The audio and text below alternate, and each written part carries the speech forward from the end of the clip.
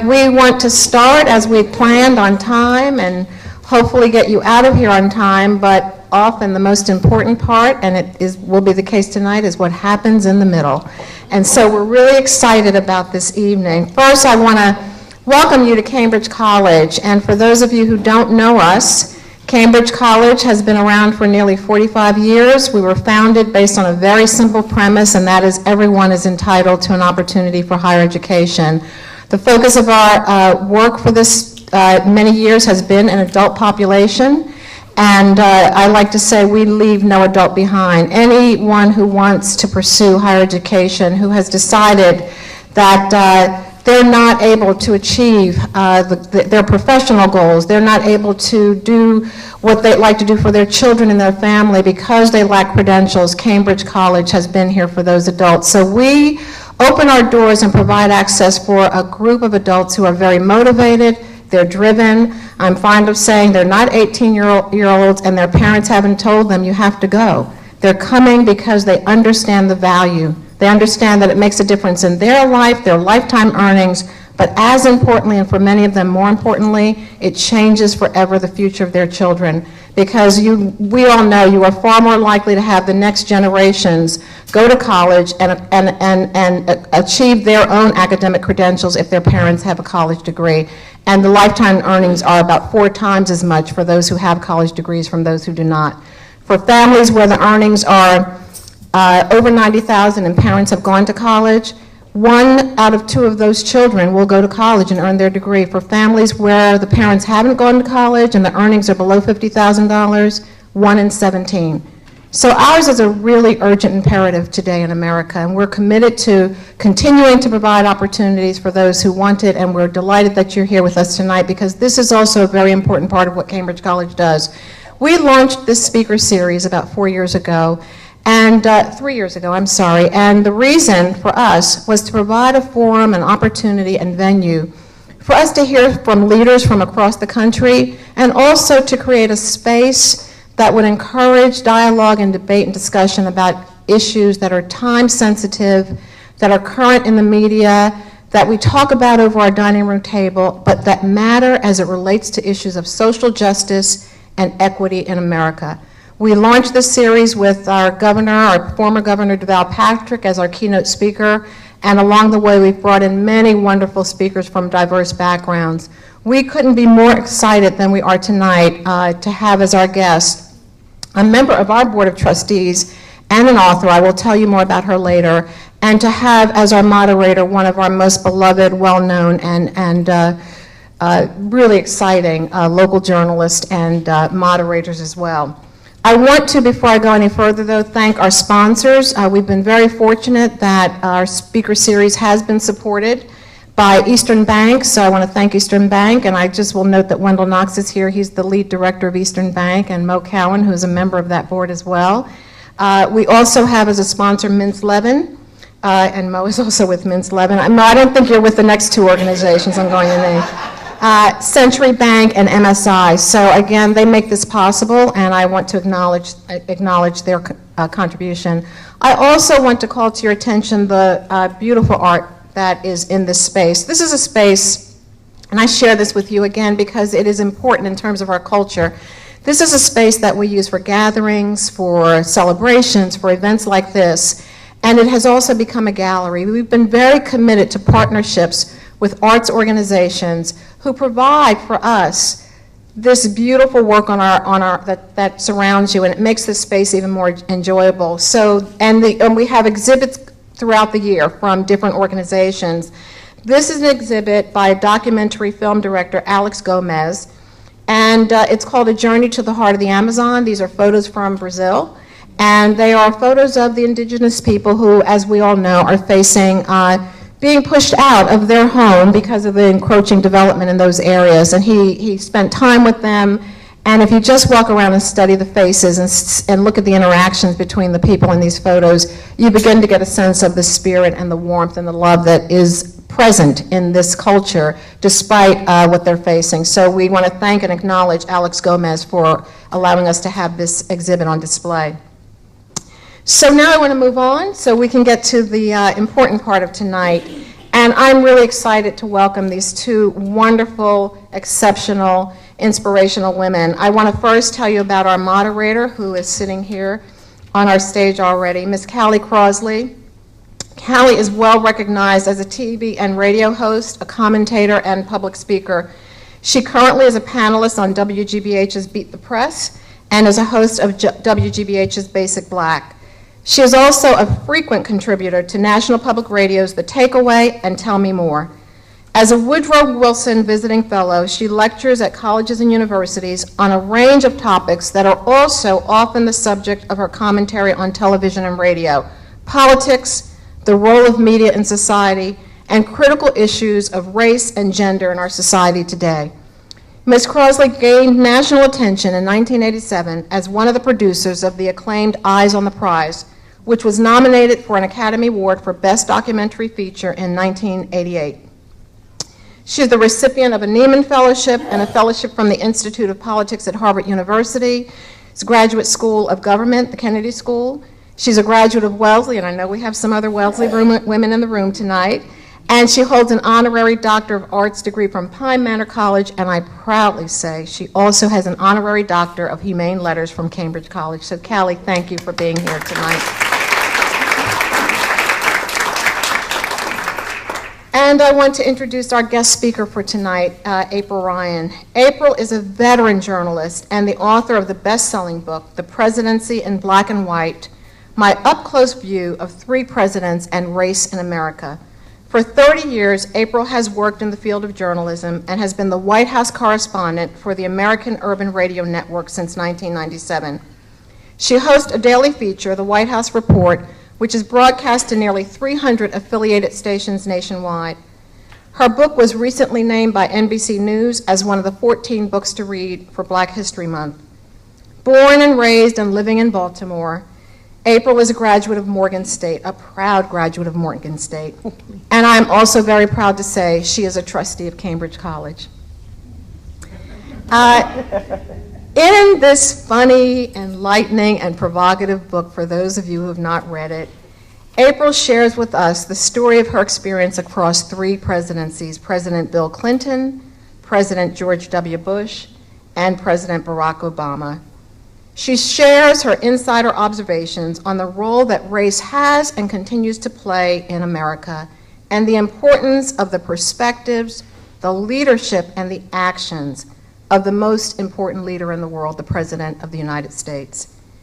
The importance of that role in setting the tone of the nation and in addressing, in April's view, as she articulates over and over again, the generations of harm that have been done to African Americans as a legacy of slavery.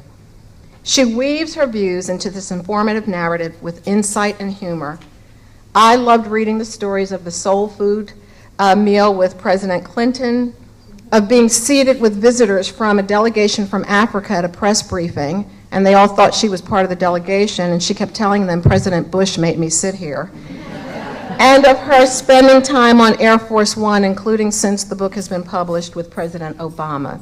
It is a funny book. She knows the players, the politics, the personalities, and the inside stories, including some of the scandals in the White House.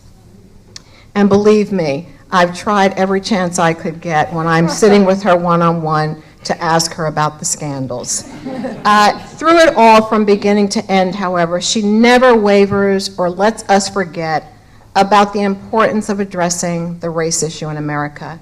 She never wavers from or allows us to forget that the sins of the past have to be rectified in some way, and I think as we watch what's going on in our country today, we could not agree with her more.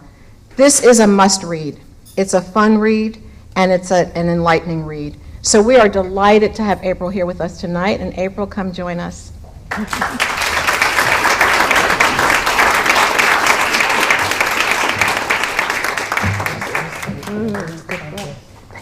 So Callie, it's all yours. Thank you.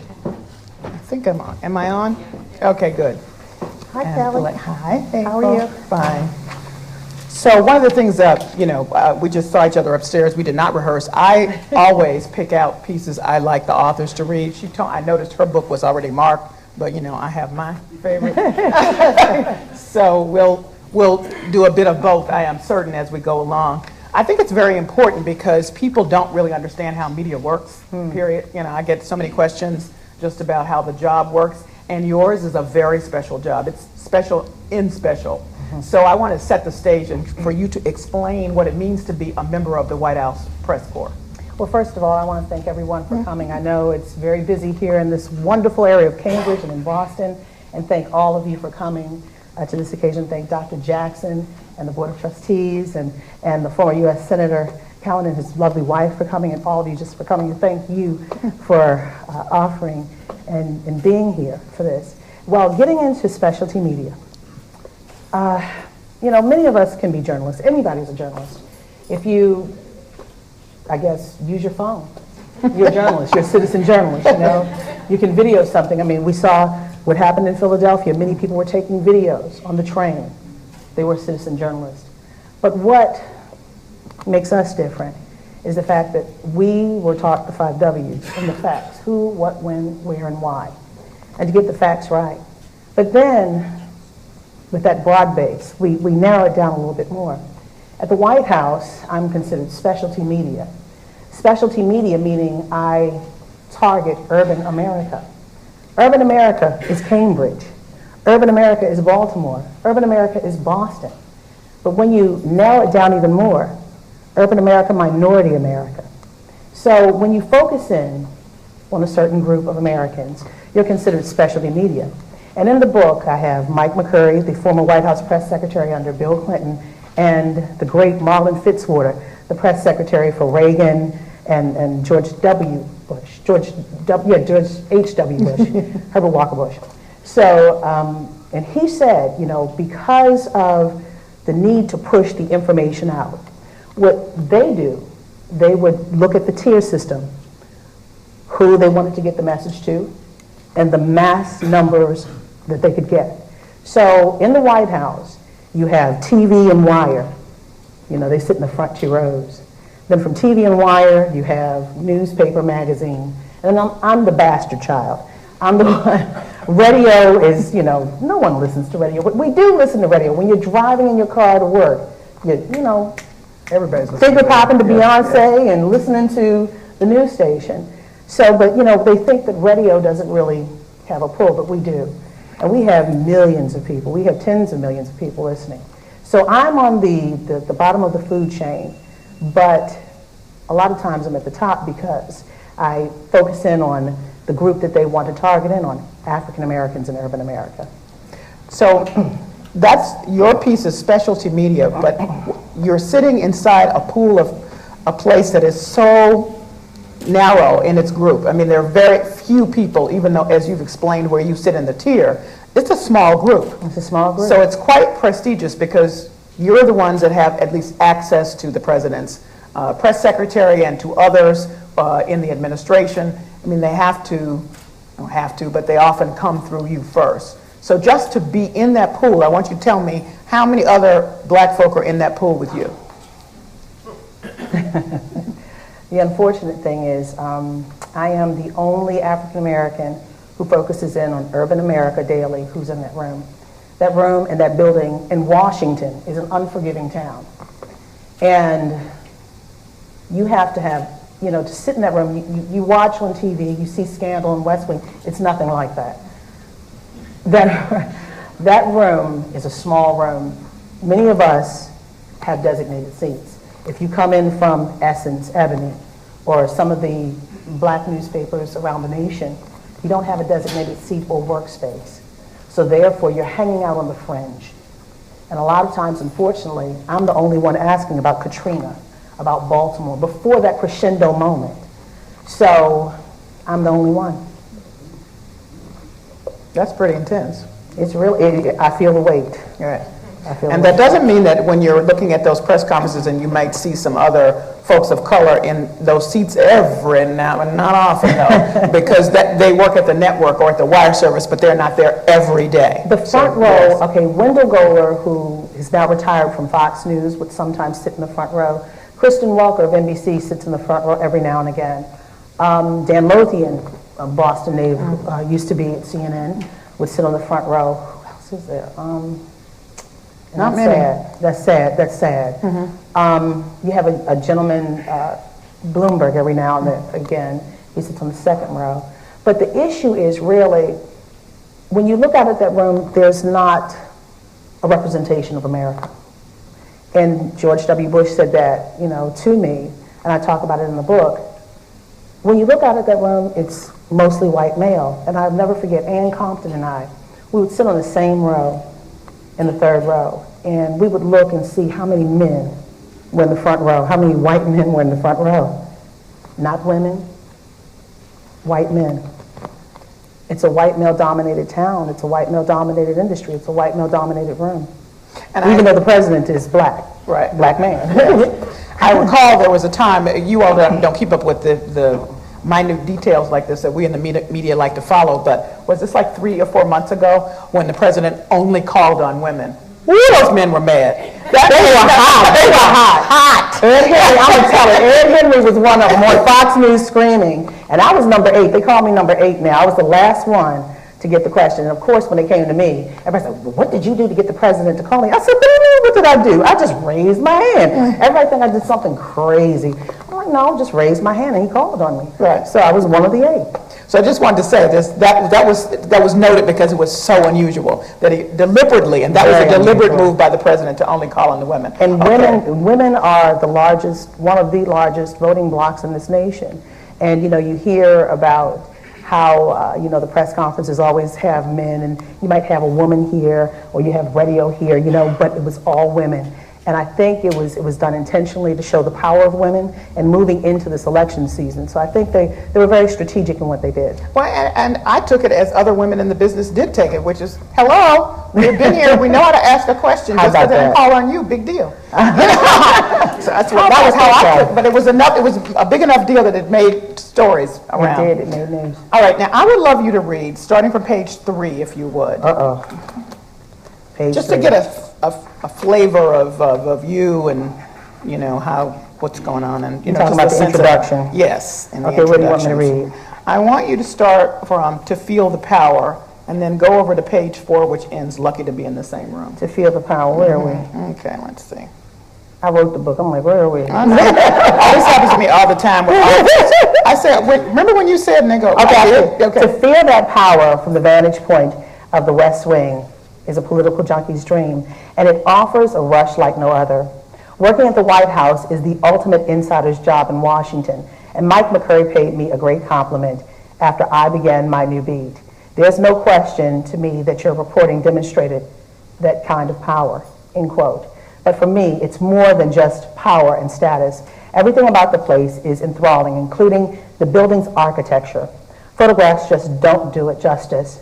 It's physically imposing, both inside and out, and it is a testament to our early leaders' understanding of the importance of creating an imposing and symbolic presence. To be successful, the members of our young nation would need powerful physical symbols to instill confidence and a sense of pride. They instinctively knew that we needed to establish our legitimacy and convey to the rest of the world that our nation was strong. And that required more than just rhetoric. It called for a physical presence that would show the world that the new nation wasn't just made up of backwoods frontiermen who lacked education and sophistication. You want me to keep reading? Go over to page 4, Dan. Okay. This desire to impress is evident in James Hovind's architectural design, which gives the elegant stone building an almost regal air. The vast grounds include 18 acres of majestic gardens, lawns, and groves. Since its construction in 1792, the White House has succeeded in becoming much more than just the home of presidents and their families. It has become the symbol of democracy and freedom, the very cornerstone of our country.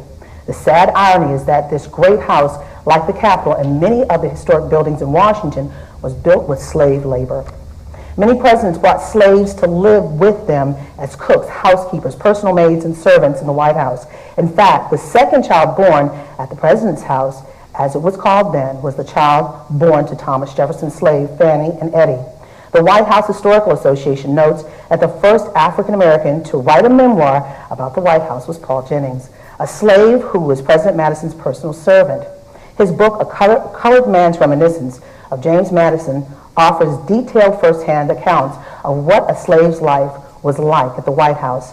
Jennings is also credited with helping to save the portrait of George Washington as Dolly Madison's slave when the White House burned down. The White House Historical Association research shows that later, during both President Andrew Jackson's and President Polk's time in office, slaves were brought to live at the White House and were often housed in rooms located in the basement.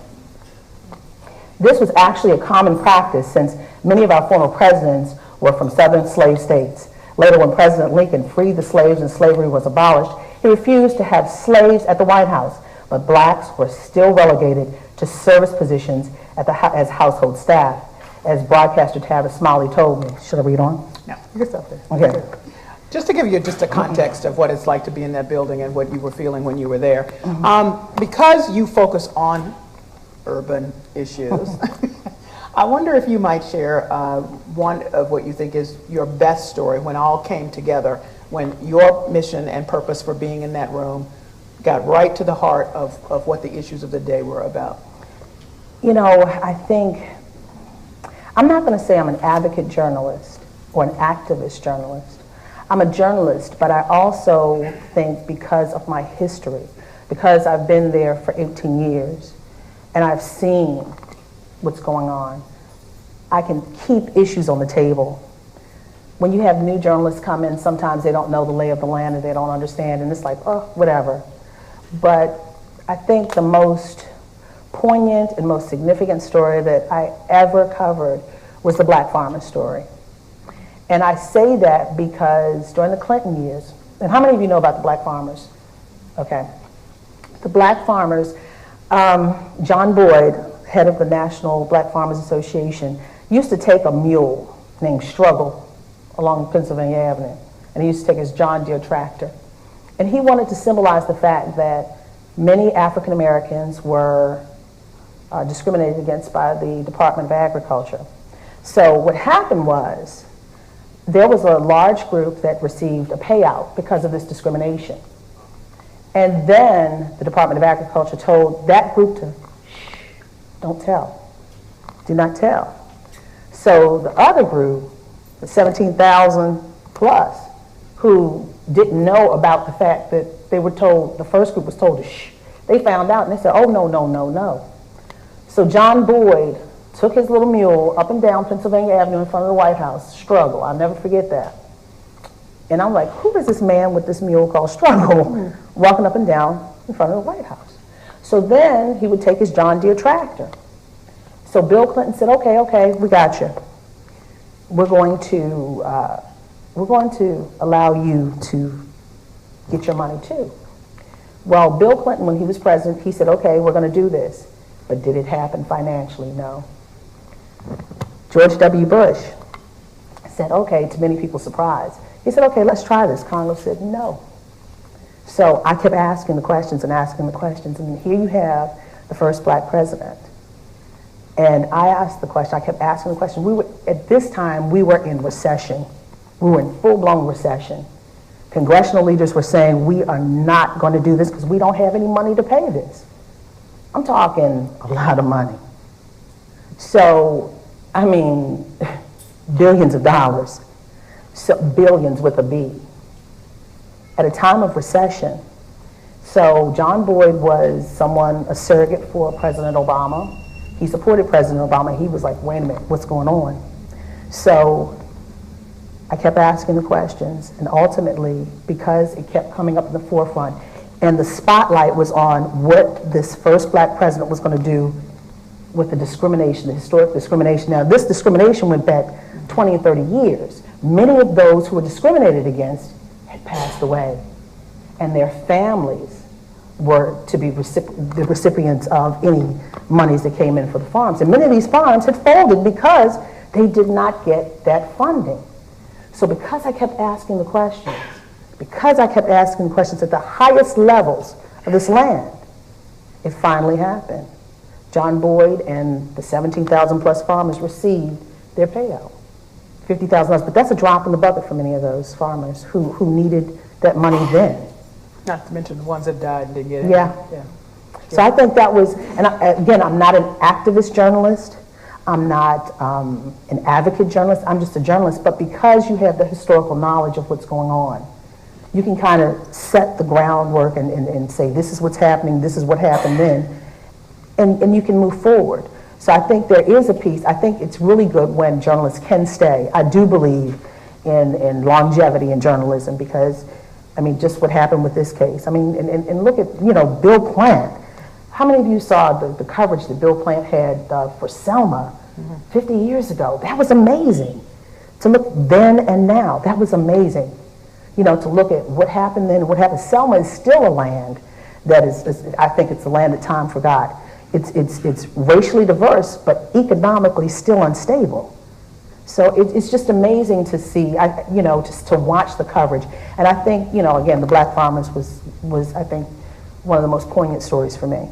Now, what does that do for you in that pool when they know what your focus is and what your mission is in terms of getting called on? So you're in a press conference, the president has a limited number of people whom he's going to call on, and he can determine, he's got to know that your question is going to be... He pretty much, sometimes they know what I'm going to ask. Sometimes I'll throw up something about China. You know, or Iraq, you know, they don't know. I mean, you know, it's like, what is she gonna, Bill Clinton told me a lot of times, he said, I don't know if I'm calling you, you get me in trouble. So I figured once he told me that, I think that's kind of how the other presidents feel. But they, you know, they study the briefings. When they go in to do these press conferences, they know, the press secretary says, well, you know, so-and-so has been asking this question in the briefings, and they've been emailing me about this question, and I think they're gonna ask this. But if there's like a hot button topic, you know, we were talking about the 8 women who asked questions at the end of the year. I could not, in good conscience, knowing that I cover race and all that happened, you had Ferguson, you had Cleveland, and you had New York go on, and not ask a question that enveloped what happened over the summer and also what was happening with policing. And he gave me a 14-minute answer. I mean, he gave me a 14, I mean, he just went on and talked, and I just sat there and said, okay, all right, he knew. What happens is, when other people don't ask it, he's like, okay. And I think he was just prepared to go with the 7, but the 7 women asked their questions. I forgot what they were even asking. And then he came to me, he knew, he saw me, he said, okay, I know what she's going to ask them. He did that. Whenever they don't ask what he's prepared, he knows that the nation wants to hear, and he knows that there's a person out there, he'll point to them. So he pointed to me, and he knew that I was going to ask. I mean, in good conscience, he knows me, and I know him, but I didn't know I was going to get called on. And also during the summer, he had this historic Africa summit. He had this historic Africa summit, and no one asked him about that summit. So I said, Mr. President, I'm screaming out, Mr. President, what about your Africa summit? The Africa summit was supposed to start that weekend, and no one had asked. And so he came back to the podium and started talking. He wanted to talk about it. So that's the dynamic. That was kind of controversial because there were a lot of stories about there just being snubbed, and you know and Ebola right. was the big thing. Yeah, it was just crazy all around with that. But he came back. I mean, that was a historic summit. It was about trade. It wasn't about what we can do for Africa. It was about working together. Many companies. I mean, I know in Senator Chris Coons' district, I know he had some people who had some kind of chicken deal, you know, with some African nations. So, I mean, some companies really made out. You don't hear those things, but you hear a lot of the other stories, and that's why we need black media, you know, to tell you some of those other stories. Okay, so the book is The Presidency in Black and White, my up-close view of 3 presidents and race in America. So you have deliberately focused our lens on race and looking at the presidents and their response to racial issues, where you think they may stand personally. There's a number of ways that you approach this, but one of the things that I took away from a lot of the folks that you interviewed, asking them their opinion about how they may feel about how the various presidents interacted, they seem to me to conflate the federal government and the president. And I say that because the expectation is that, from some of the people that you interviewed, is that the president should lead on race. And I've never been one that thought that that's the case. Not even with President Obama. I would like him to translate, you know, a lot of issues more. But leading, that never happens with the president. That comes from pushing on the outside. We're here in Massachusetts. That's Tip O'Neill. When the people lead, the leaders will follow. That's what we're talking about. And we know the result of the civil rights movement. So I was interested in just how how, not just the folk that you interview, but maybe how you perceive what leadership is in the role of the presidency. That's interesting that you say that, and I think Washington, there are several pieces of Washington that come together. When the people lead, the leaders will follow. You're absolutely right. I think Washington is a very reactionary town in a lot of ways. But at the same time, everything comes to that White House, from war to peace and everything in between. So when all of these things come to the White House, we elect a president and we elect our leaders because of who they are as leaders. Their moral, their educational, their leadership, all of these things come into play. And when you talk about race, race has always come to that White House. If not a president, who else? And I say that because it took a president to sign the Emancipation Proclamation, okay? It took a president to to sign the Civil Rights Act. It took a president to sign the Voting Rights Act. And LBJ went further on civil rights issues because of the death of President Kennedy. He was the leader on civil rights. He is considered one of the three pillars in this nation when it comes to race. And in the book, I have several people saying this, to include Reverend Jesse Jackson and Mary Frances Berry, the former head of the U.S. Commission of Civil Rights. The three pillars were Abraham Lincoln, LBJ, and Dr. King. You got Bill Clinton in the 90s, who understood that this nation was a nation that was browning. This is not a thought, this is not a concept, this is reality, that we are a nation now seeing the majority of minority kids being born in this nation. So we are a nation that's browning, and he felt that it could be legislative or a heart issue. There wasn't any legislative pieces to it when he had this conversation on race, but he looked at it as a heart issue. So he felt, as the leader of this country and the leader of the free world, that who else could start this conversation, a civil conversation. A lot of controversies weighed it down. No, I would agree that they can start a conversation. I guess when I think about something happening in the end, I'm not certain that the president is always out front, but other people are pushing him to get there. President Kennedy did not come out and talk about civil rights until all the deaths of the people that happened before. And likewise, LBJ, I don't care what you say, Joseph Califano, hello, Selma. But the nation, let's look at what's happening now. And I'm not just even saying just because this is the black president, first black president. When these things are happening, President Obama put the spotlight on racial profiling here. First term, Skip Gates. He put the spotlight on it. And then at the end of the first term, Trayvon Martin. The spotlight kept growing and growing. And now, because we are all citizen journalists, we are able to film this. We are seeing it. And Callie, I was in Virginia, Charlottesville, Virginia, about a month ago. And the gentleman who was interviewing me said to me, he said, there was a Washington Post article. Could you believe the numbers of African-American men that have been killed by police? I said, no. He said, you're not shocked? I said, no. I said, you're just starting to find out about it. We knew it. I am a child of a black man. I am the sister of a black man. And I have a brother who is 6'5". He is a gentle giant. I don't know where his height came from because I don't have it. But he's the sweetest guy you ever want to meet. And I'm 7 years older than he is. And he's a young man. He's single. He likes to go out and have fun. Good, clean fun. And he said, I was pulled over once. I said, you got to be careful. He doesn't realize I have prayed for my brother. I prayed for him when he was a teenager. Every night I wanted to make sure he was home. And even still to this day. Because I told him, I said, Robbie, he said, I know how to handle police. I said, listen to me. If you ever get in a situation, you are a tall black man, they're going to bring you down. And that is my concern. He is a gentle giant. He's 6'5". And it could be perceived, he's moving or whatever, could be perceived in any way. And I'm just saying, this is something that we've seen. The spotlight has been on this, and I think it's a great thing. Change is coming with this because you have Republicans and Democrats both looking at this. And I think this is, in the midst of hurt and death, a change is coming. And I think because of the reporting of the citizen journalists and the president speaking out about it, he did lead on this. He didn't want to, but he did. He stepped into it by mistake. But he is leading on this. He started this conversation. And he said, and I'll go for Trayvon. Trayvon could have been my son. And then he had my brother's keeper, at-risk minority males. You know, this focus on at-risk minority males. So we are seeing a president lead on this. And I think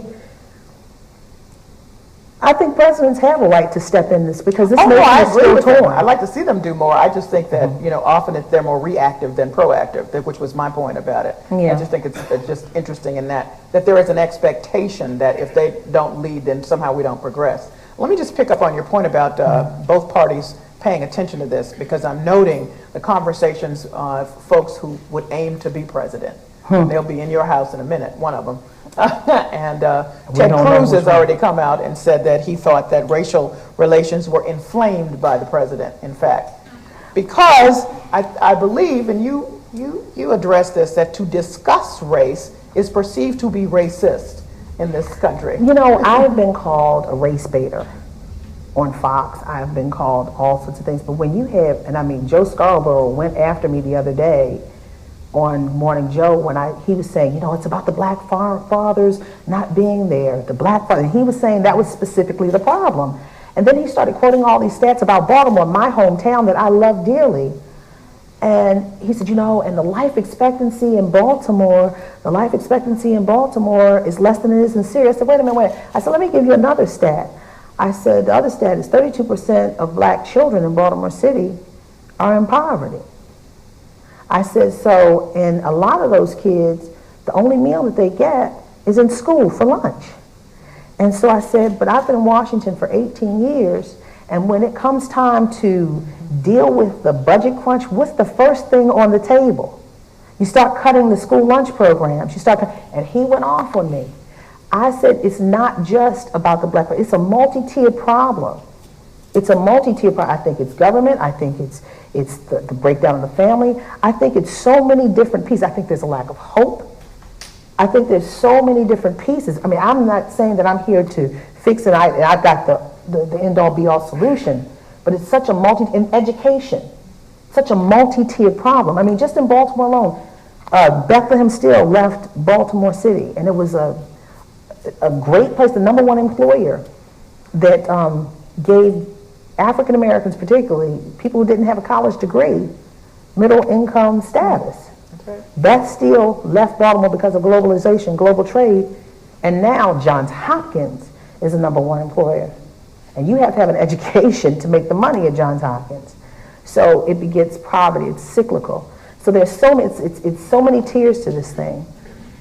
I don't have the solution, but there needs to be a solution. So I'm saying this to say,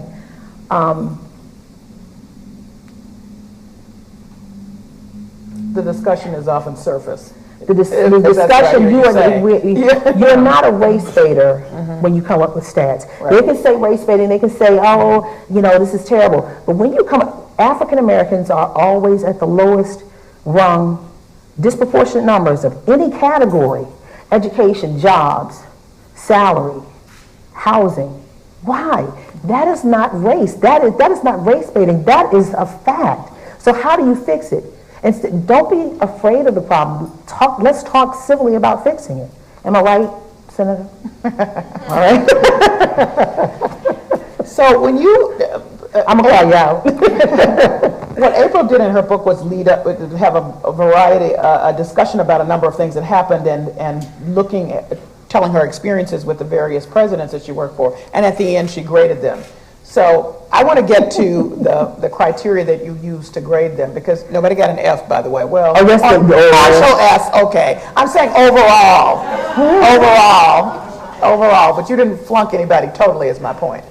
Anytime somebody dies and feels disenfranchised in that country, that's an F, and we're talking about George W. Bush with Katrina. That was a pretty low point for America, and that's a scar that he really regrets and he has to live with.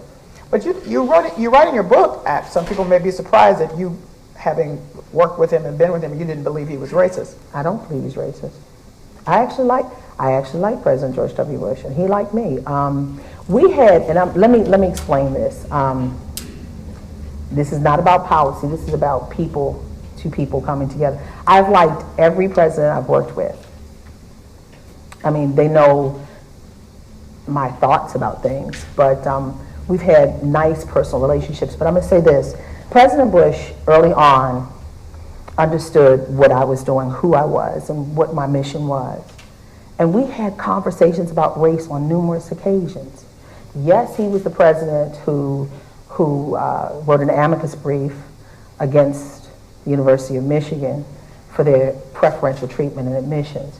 Yes, he was the president who really failed, I mean, horrifically on Katrina, but he was also the president who understood the dynamics of that room, and he wished that there were more people in that room that reflected America.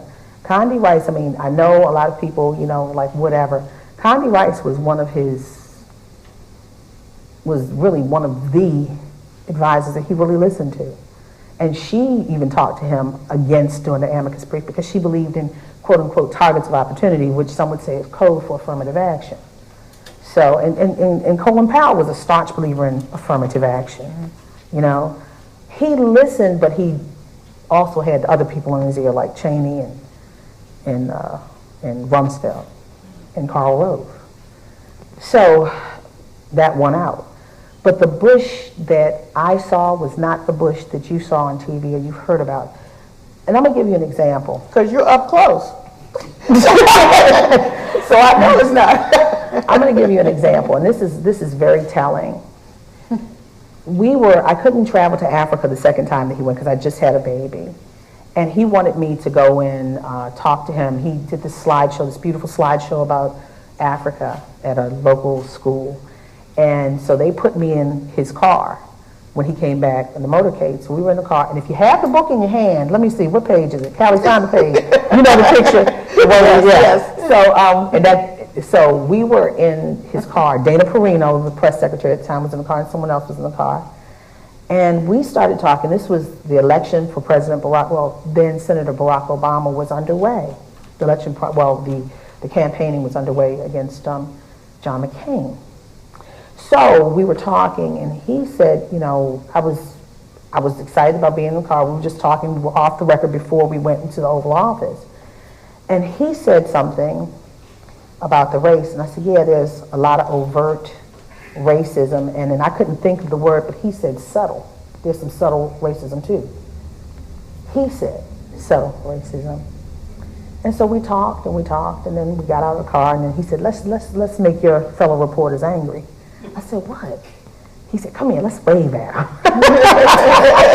So there's a picture in the book, we were waving. I was the vice president for one moment in time.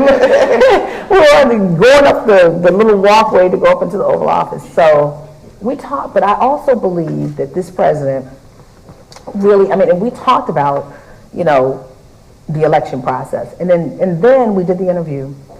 And then, you know, I really believe that he really was hopeful for Barack Obama.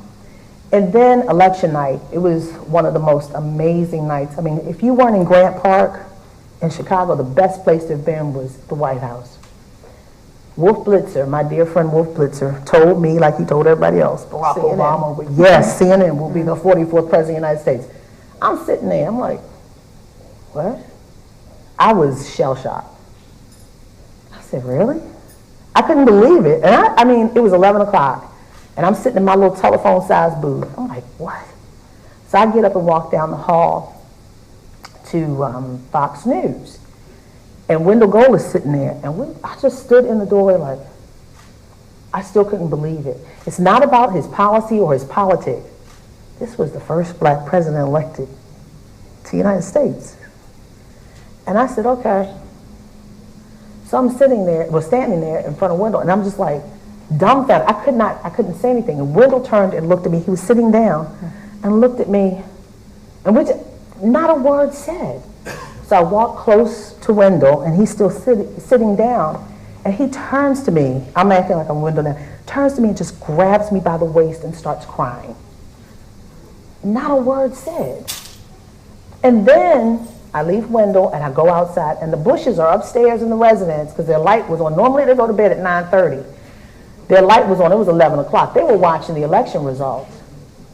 And all the kids from Georgetown, George Washington, Howard, all the schools in the area, these young kids converged on Pennsylvania Avenue, going na na na na, hey, Bush goodbye. They could hear it. And I was like, oh my God. I mean, y'all laughing, but this is true. And I was like, oh my God. And these kids, I mean, I don't know if they thought they were in Wisconsin at a Green Bay Packers game. So it was cold. They didn't have shirts on. And I was like, oh my gosh, it was crazy. And I mean, they were running down the street with these life-size pictures of Barack Obama. They felt that they made change in this country. I felt the momentum. And it was crazy. That night I was on Fox all night long. And so the next day, I don't know what happened.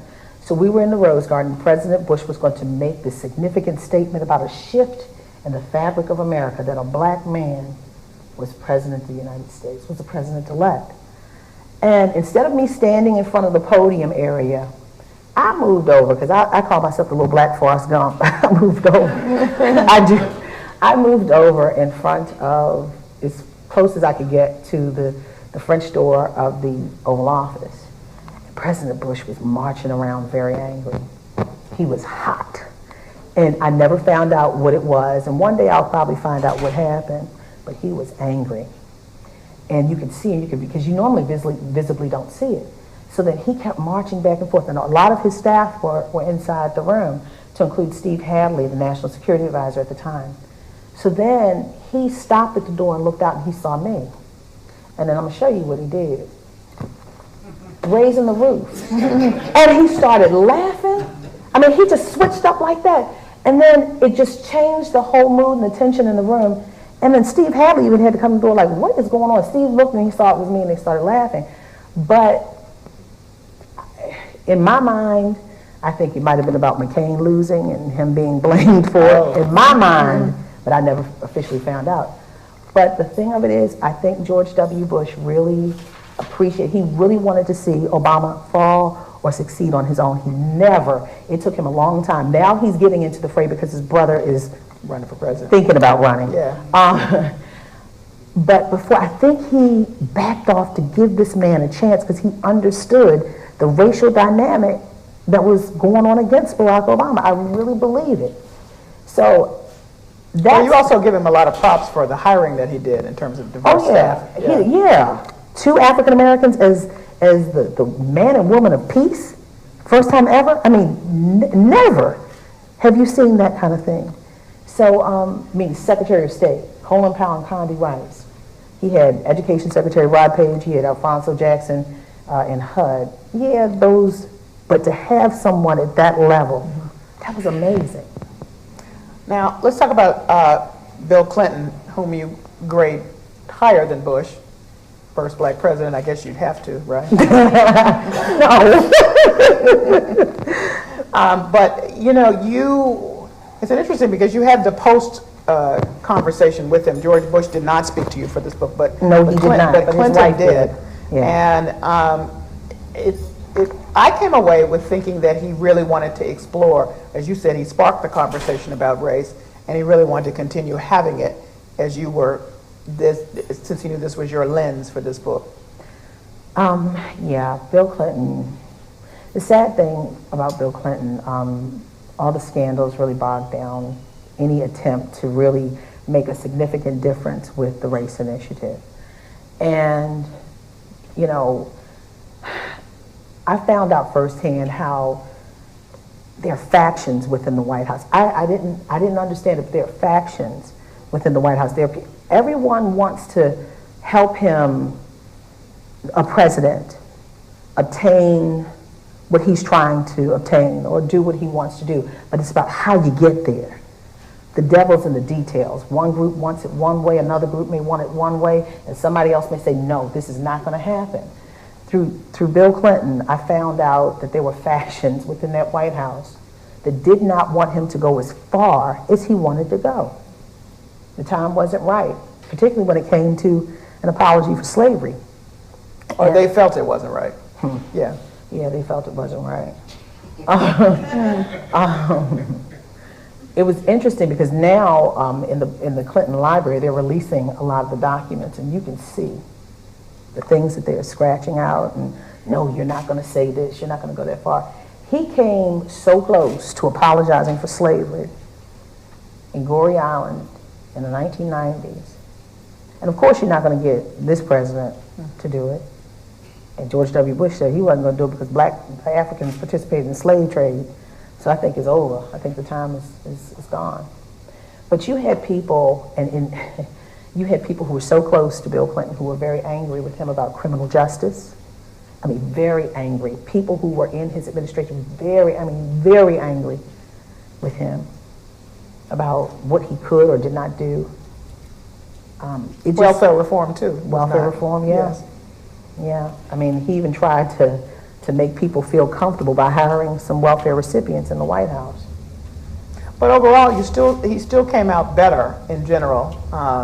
You have some individual criticisms for him, but his overall grade from you is a higher one. Because, you know, yeah, I did. I gave him a better grade because, one, there was a law after the 60s and the 70s. There was more of a law on race. And then you had this, and yeah, you heard Reagan talk about welfare queens and some stuff going on, but you know, you really didn't have this big crescendo on race. And then when Bill Clinton came, he started bringing it back up. You had a son of the South who had more of a heart than any other president in recent times. So he started sparking the conversation. Not only he had more African Americans, he still has the most racially diverse administration than any other president. He still has that. George W. Bush had the most racially diverse Republican administration. Barack Obama has appointed more African Americans in judgeship positions than any other president. He beat President Clinton on that number.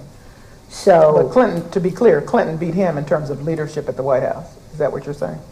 I'm not going to say that, but I'm going to say that I think each one of them, each one is different, but we can't, Barack Obama still has a couple more months left. And what I'm saying, I think Barack Obama, if I had a chance to judge him now, he's getting a lot better. That was my question, because the grade that you gave him in the book at the time, I wonder if you would have pulled it up based on I pulled up his grade. See, President Obama had a lower grade, actually. And I pulled up the grade because of first term President Obama versus this President Obama now, second term, fourth quarter, there is a difference. Do you agree? What Jamie Foxx said, the first was Barack and the second is Hussein? That's what he said. When did he say that? That was a joke. He said, hey, y'all had Barack the first term, now we got to get Hussein. I did not say that. Callie said that. Jamie Foxx said it. I'm just telling you what Jamie Foxx said. Even mine just said second quarter, fourth term. It's on. Wow, I didn't know Jamie Foxx said that. Yeah. Oh, Lord. And I would say that, you know, he and Michelle have been out talking to People magazine about how we raised that, talking about, well, Michelle Obama, Tuskegee, of course. But People magazine talking about how we talk to our girls about race. I mean, that was his initiative. That didn't come from People magazine. We know that. And People magazine. But not only that, but talking about how, I get, people, before I became president, people would run from me across the street, or they'd lock their doors. You could hear the door lock. Come on. I mean, and I guarantee you, let him go out, put a baseball cap on, and when he leaves that White House and nobody recognizes him, he is nothing but another black man. Yes. Like that. And I hate to say it, it's the truth. So I graded him, I'm going to tell you when I graded him. It was around June 30th of last year. And we were just starting to get into Ferguson. And I started finding out the possibilities of the end result of the patterns in practice then, and that's why I pushed it up. Okay. The patterns in practice of Ferguson. Because I said, wow, I was hearing before it was getting out what could happen. And I said, wait a minute, I got you. The publisher would not let me go in and deal with Ferguson. They said, we got to end the book at some point. So, with that as a context, you pulled it up. I pulled it up, and I would like to see towards the end. If I had a chance to do it over again, he could go up higher. You can still write that. You can write that article. I know you all want to ask questions, so I'm trying to get her to close this thought so we can get your questions. So they've been graded. You have to find out when you read the book about how they've been graded and the criteria that she uses, but we've talked about a little bit about that. Questions? But Callie, it's basically about how the presidents have effectuated change, real change for African Americans. I mean, first term, you know, it wasn't a target on African Americans. It was a rising tide lifts all boats. Right. For Barack Obama. Yeah. Yes. Yeah. A question? I have one. Yes. In September of 2009, a year or so into Barack Obama's first term, there was a joint session of Congress. The representative, U.S. representative from South Carolina, essentially called him a liar out in the crowd. You lie. Yeah, you lie. Thank you.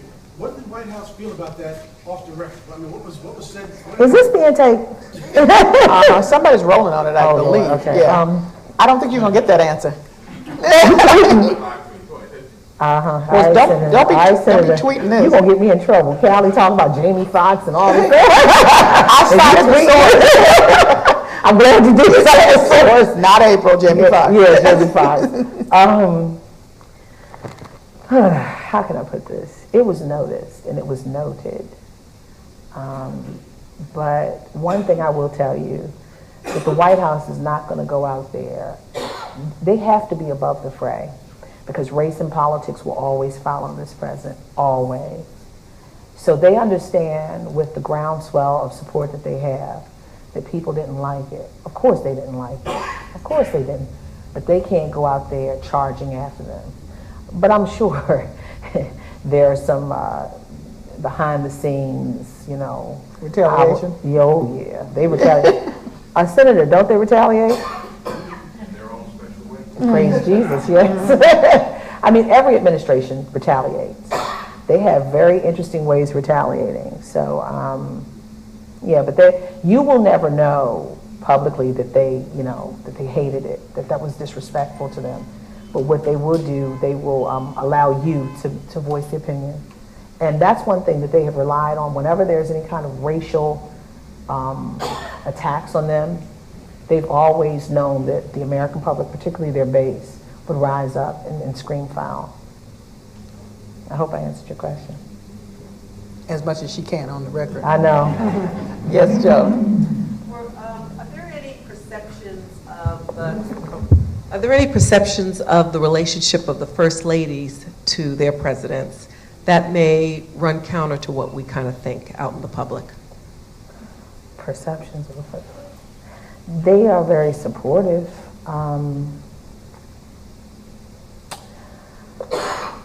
I believe Mrs. Obama has a huge influence on her husband. I believe she has a huge influence on her husband. I think it's a good influence. She's interesting to me. She's a stern sister girl. And I say that with much respect. I mean, She's about business. she's about business. She doesn't play. I mean, I remember seeing her early on walking around the White House. What do you call them? Pedal pushers and jeans and a striped yellow shirt and a side ponytail. I said, Lord have mercy. I said, but you know what? But I'm serious. But she handles her business too. You know, when she doesn't like some, she'll let Barack, you know, she'll let him know. She is that realistic voice, that real voice for him. And I've had conversation with her, and she's really grounded. So I believe, and they're very real. They're very real about the realities of life, what's really going on. So I believe that she's his best asset, really. When everybody else acts crazy, and I know one thing, if how can I put it? Something happened in the White House. Somebody said something about her, and they were gone. Someone very high up, they were gone. So. And didn't they need to be? Yes. I mean, really. I will tell you who it was later on. Okay. Oh, good. And I mean, I'm thinking, and you know this better than I could say because you're up close, as we point out in this book, but when Michelle Obama gave that speech at Tuskegee, you don't think that every single word was not vetted before. So hello, we have a message going. For the second term, I'm telling you, it's on. They're like, what did he say at the Correspondent Association dinner a couple weeks ago? Bucket. That's what it was. Yeah, bucket. That's Bucket, right. you remember, how many you watch? Yeah, he said Bucket. Yes, yes, he did. Uh-oh, There you go uh-oh. over here. Dr. Jackson, look who's coming. Mrs. Cowan, all right. No, I just always had so in terms of Hillary and Laura, I always had the perception that they were different in real life and personally than they were portrayed before us. Mrs. Bush, he loves her. He adores her. That's his rock. She's very supportive. She's a very supportive First Lady. She told me a story, and she tells the other First Ladies that. She said her mother-in-law told her, whenever you want to support your husband, to let him know that you're watching, you're there. There's a room, their dressing room, on the back side of the residence up high. When they're giving a speech in the Rose Garden, they're supposed to stand and look and watch him. And I would always look to see if she was there. I didn't see her, but who's to say she might have been looking somewhere else. But she's very supportive. She was very supportive. She's very much his rock. She's like his touchstone for reality, because he can go out there. He can be a little weird sometimes, but he's a good guy. I mean he could, but she kind of, she pull him in. She was his grounding, and she really supported him in his efforts on HIV and AIDS, and they still go back to Africa a lot. She's very excited about that work, and the global fight against AIDS in Africa. And she's very interesting. Now, as far as Hillary Clinton,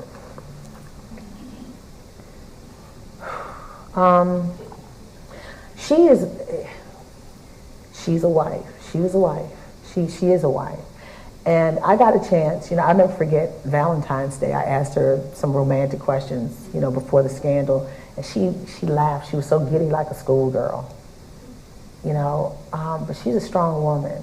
And sometimes in Washington, strength and being a giddy schoolgirl don't mix. And she's got to find herself now in this mix to be president, because a lot of people have a problem with strong women. And she's got to find that mix. She's got to figure out what to do with him, because he's her best asset and worst liability. So, I mean, it's interesting. So it's going to be an interesting balancing act for her, being a wife to him, and possibly being a president to the former president, who's going to be the first spouse to man. her. Yeah. So she's got to give him something to do. She got to find something to do for him quickly. There's a question right here in the front. I'm scared. Yes. Yes. Okay. I just wanted to say that, number one, I'm thrilled to see you with Chris Matthews. Oh, thank you. And I was He's a wondering, nut. I love him. the, for lack of a better way to put it, more permanent part of his... Tweet that instead of that. There's a request for April to be permanent on Chris Matthews. the panel of consultants he consults with. I think we have a powerful voice. Oh, thank you so much. Thank you. That touched my heart. I really, Chris Matthews is crazy. I love it. I call him nut. We laugh. I mean, he respects me and I respect him. Let's see what God has. Let's see what God says. There's a lot of change happening at MSNBC, and that's all I'm saying. But there's a lot of change happening. Mm-hmm. But let's see what God has in store. I don't know. You can never say what's going to happen. You can never say. So I don't know. Well, I appreciate it. Thank you. Thank you. Did you see it the other day when he said the briar patch? And I was like, Who saw that? You saw it? I did not like that. That was not, you could tell. I was like, He said, well, I'm sorry. I said, no, you shouldn't have said it. But no, we have to, and you have to remember these. Yes, that's right. Who we are is who we bring to the table, and that's why you are there. I've got the book, the Brer Rabbit, in my house so my kids will know so they don't forget. And then so after, when we got offset the other day, Chris said, he apologized, but he said, but He said, he said, but what's wrong with, I said, Chris, I said, anytime, how many of you know the story about the briar patch? Okay, how many of you know about Tar Baby, if you don't know about, okay, yeah.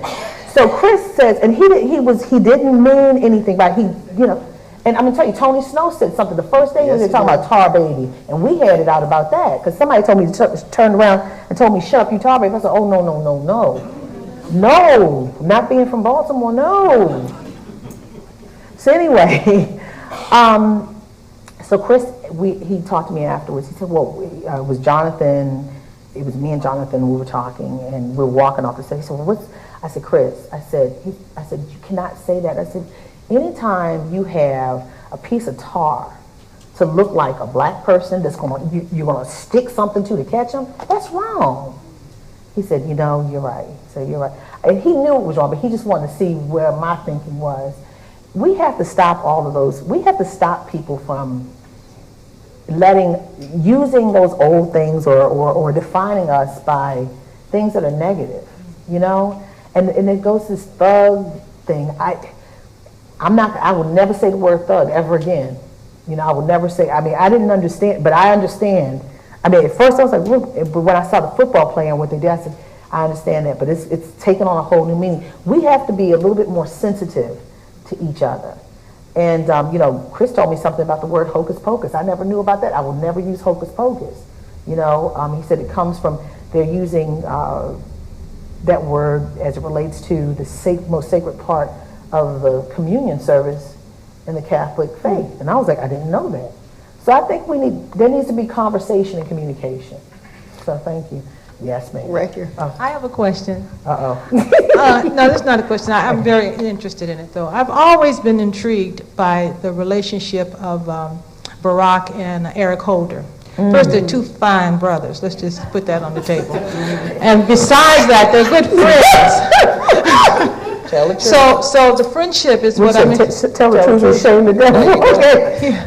So you knew they were friends, and then they're lawyers. And I was always I really admire Eric Holder, and I always was interested in if there was any conflict between Barack and Eric around criminal justice issues, because I think the first term, Eric seemed to be biting at the bit on some issues. He'd come out and he'd say some things. Let me tell you something. I was surprised that Eric Holder was able to stay as long as he did, because when he said this is a nation of cowards, and they pulled him back because they really micromanaged him, and I thought that they were going to pull him down for that, but he stayed.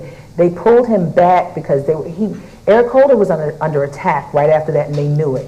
So they pulled him back. But you have to understand, the Attorney General and the President cannot talk about issues. They're not supposed to. So he has to have the trust that this man thinks, well, they knew each other prior to, but legally they cannot talk about trademark. They can't talk about anything.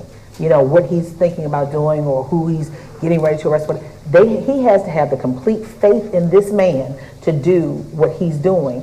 And they adored each other. They adored each other. That's what I wanted to know. I just wanted to, I just hoped that friendship, because I saw it early, and I just hoped that friendship was still prevalent, because they were, to me, they were a team in a way that they possibly shouldn't be, but they were. When he announced that he was, the senator would like the microphone, we have to give it to the senator. So when Eric Holder was, that day that he announced that he was leaving, I'm telling you, I thought somebody had passed away. Everybody was crying. You had people, Susan Rice had a red nose. I was like, what is wrong with you? Everybody was just crying. I'm like, and it was just so sad. I go, I just don't want to go. They love Loretta Lynch, but they adore Eric Holder. So. Why couldn't he finish out the term? There really had not been any, He wanted to go. It's a lot. He's ready to go. Let me tell you something. That's a lot of work. That's a lot of job. And he's got a family. He's got a wife. He's got a wife who's waiting for him to come home. That's 6 years. And by rights, they usually change at the second term. Normally, sometimes they change after 2 or 3 years. Right. Right. It's very rare to be 8 years. I wanted to mention that there was a big piece, I believe it was in the Atlantic, exploring quite in depth the complicated relationship between Barack and, like I know him, and Eric Holder. And it's worth reading. It's quite detailed. I don't remember, it's like a few months ago, but it's very detailed. It's really fascinating. Mr. Ryan, good to see you again. I'm looking forward to reading the book. I know you focus on the presidency in this book, and you've been reporting in D.C. for a while. So it also means you've seen the interactions between presidents and Congress. And obviously, this president, this Congress, President Bush, and that Congress, so forth and so on. I'd love your thoughts on the difficulties President Obama has had with the Congresses he's had to face. And I'd love, just as a selfish thing, I'd love your impressions of the meeting that was held in the Capitol with black media and the Democratic Senate caucus when I was down there. Oh, that was amazing. Let me tell you. All right, your senator had the black media there. But you know what? You didn't call on me first. You know who you called on first? Nia Malika Henderson first. I recall. You remember that? Huh? Why? His mic is okay. I'm sorry. You know why? Why? Because we both went to Duke. Oh. By the way, may I correct something? See, I know. This me, but okay, that's all right. It's all in the family. All in the family. But I'm family too now. Okay, listen, so you okay now? Much respect. By the way, it's interesting that you twice this evening said I called that meeting. That actually was called by the former senator from Alaska, Mark Begich. And I knew nothing of it until the morning of. Really? And they asked, could I attend? Well, it was like it was your meeting, and everyone just hailed you. People were talking, and I'm going to tell you, whoever put the meeting together, I was thankful for it because the senators brought all the black media together. And one thing in Washington, you have, it's catch can, you grab them when you can, you get them when you can. But when you have, you had major, powerful people coming in and out, and Senator Calhoun was holding court, and they were all hail Senator Calhoun. He's told us, brought these issues to the table. They were saying, they were giving him all this praise. How in that short period of time that you were there, they were talking about, and he's made us understand this, and he's brought an enlightened view to us. They were hailing him, and it was interesting. As they should have. And then, but I'm not going to hail because you called her Nia Malika Henderson first, but that's all right. Miss Duke, but I'm Morgan State. So, but you know I'm telling the truth because you did.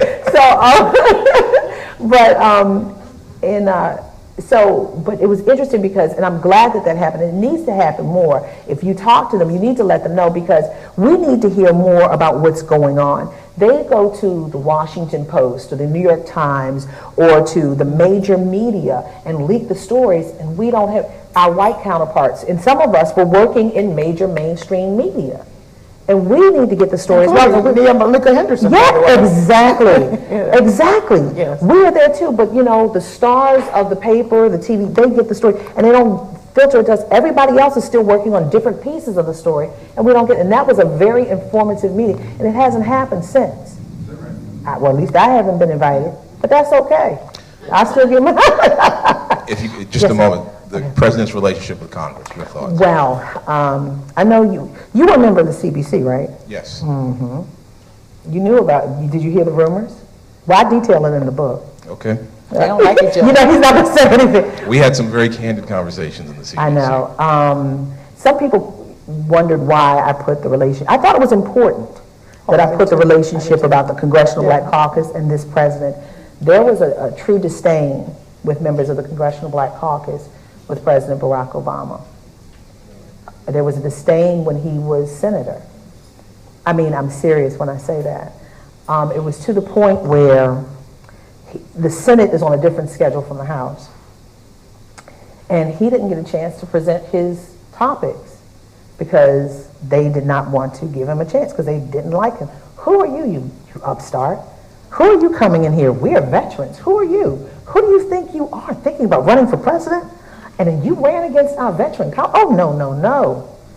There was I don't want to name, and I never name names in the book, But I'll never forget asking Robert Gibbs, the press secretary, about the hatred, the back and forth. And he said, well, now they have to call him Mr. President. I mean, that's how bad it was. So I was told by I can't tell a name, recently by a very high-ranking official, that this last meeting was a very good meeting. They've come full circle. Who's saying? Who's saying? Second term. I'm Jamie Foxx.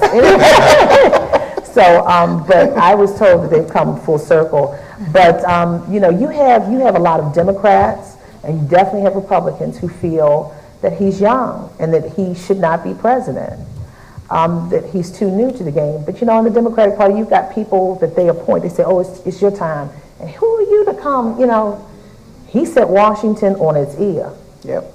So, and then George W. Bush, oh my God, the CBC. Don't go there, because I have one question before your book signing, and I know you want to say something. Okay, I'm sorry, Senator. But thank you for bringing that up. But you confirmed that there was a problem, right? So if I need to take you to another city with me, you and your wife, you'll confirm that too, right? But you're like, I don't believe it. I'm like, it's true. One last question right Ms. here. Ryan, thank you so much. I just learned something tonight about a journalist not being an activist or an advocate, and probably what that struggle is for you as you hear about things. On the same note that the good senator just mentioned, I'm just wondering, how do you deal on a personal level when you really do want to jump out there? For an example, like when President Obama was first elected, to hear, was it O'Connell from one of our dear Kentucky, I think it is, from the great state of Kentucky, who said his only priority, and I'm sort of putting my own words to it, was to make sure that President Obama was not successful, A, and B, that he would not serve a second term. He would not be a two-term president if he were to win. So now that he had won. So when you hear things like that, I understand you don't want to be an advocate and you definitely are not an activist. But how do you deal with not jumping out there as the urban reporter journalist and not commenting on that? Well, let me say this, and when I'm on Chris Matthews, I have to be careful because I do say I'm very outspoken, and I'll say it, I'll put it in a tactful way. But I am an African American. I'm 5 generations removed from the last known slave in my family, and my family scraped for me to be who I am and what I am. And I have to be true to them, but I also have to be true to myself, and I have to be true to my job. And as a journalist, it's newsy. I'm going to give you the story. I'm going to give you the story as objectively as I can. I'm going to give you what he said. I'm going to find somebody at the White House. What do you think? I'm going to find some people on the street, a black person on the street, and I'm going to find a white person. It's all sides of the story. I'm going to let you decide. Personally, I'm like, oh, wow.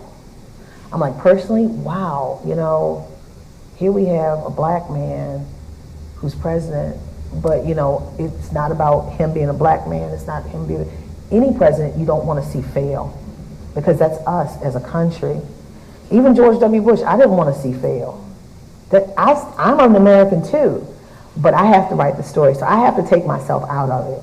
Sometimes there are times where I can't take myself out, and there are times sometimes it moves me so much I can't take myself out, but I try not to. It's crazy. I walk this crazy road, trying not to put myself in it, but as I'm doing the story, I might be screaming in my booth while I'm doing it, but I try to put it out as objectively as I can. All right. So now you have time to go purchase April's book in the back of the room. Thank you. Thank you, Callie. Thank you, Kevin. So I want to thank both of you. Thank you, Callie, for doing such a wonderful job, as we knew you would, at raising the issues. And April, thank you for being April. Thank you for really, when I commented earlier on the book and the fact that as you read it, you will be drawn into the story. There's so much humor there. You can see from her persona sitting here what I mean. But you have to read the book, because a number of the stories she alluded to, she tells more about it in the book. And you have to try to get her in private, because she'll tell you all the things that she doesn't want to be recorded saying.